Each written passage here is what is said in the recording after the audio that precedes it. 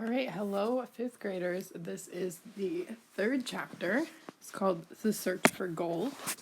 This one is about the city of El Dorado and the myth of that. And I want you to see if you can make some connections and right now try to see what you remember from the previous reading that we did in the Explorers book that went into detail about El Dorado as well, and see if we have any repeat connections and find out any new information as well.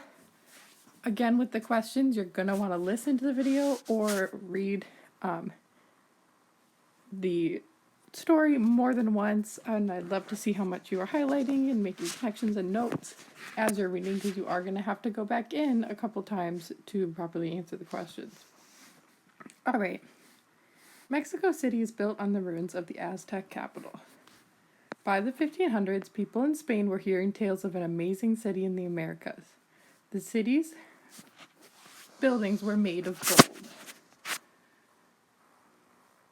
Some called it El Dorado, the city of gold. Spanish explorers wanted to find this mythical city. Defeating the Aztecs. In 1518, Spanish explorer Hernán Cortés set sail with 11 ships.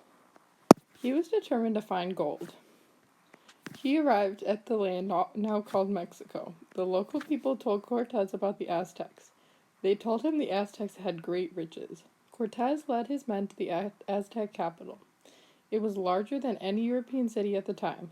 The Aztec leader Montezuma welcomed Cortés. He gave Cortés gifts of gold and let him stay in his palace.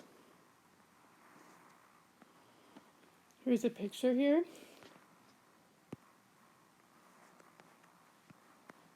You see the Aztec people treating Cortés warmly. According to some sources, they believed he was a human form of a god, Quetzalcoatl.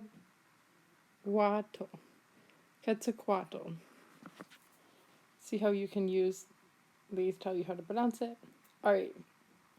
It took more than 2 years for Cortés and his men to defeat the Aztecs. See how it started really positive, really peaceful, and then Cortés began to be not peaceful. Montezuma greeted Cortés formally in 1519. Soon Cortés made the ruler a prisoner in his own palace. Reflect on that a little bit, about what is happening here. But Cortés wanted the Aztecs' wealth. He took Montezuma prisoner. His troops fought the Aztecs and won.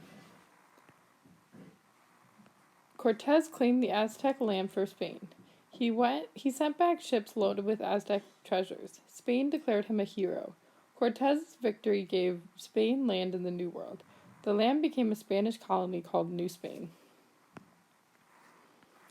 The city of lost gold. Francisco Coronado was part of New Spain. He sent men in the wilderness to search of a city of gold. One man claimed to have found it. Coronado set out in search of the city in 1540. He traveled north for more than 4 months. Finally, he reached what is now Mexico. There, he found the Zuni people. They did not live in a golden city. They lived in buildings made from a mixture of mud and straw.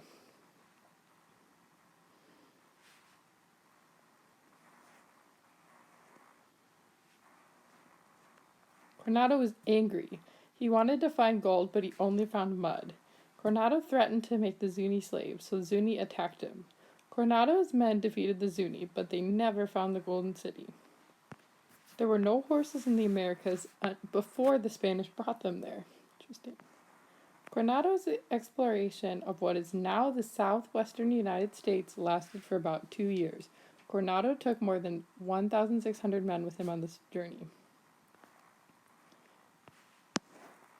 This ship was built to look like the Half Moon, the ship that Henry Hudson sailed upon the Hudson River. In 2002, it sailed from New York to Albany, New York.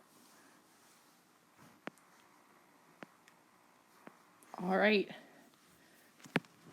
You might have to read again to go back or to listen to this video again while you're answering those questions. Remember those connections from what we learned about El Dorado in the previous passage that we read. Great job, you guys. Keep it up.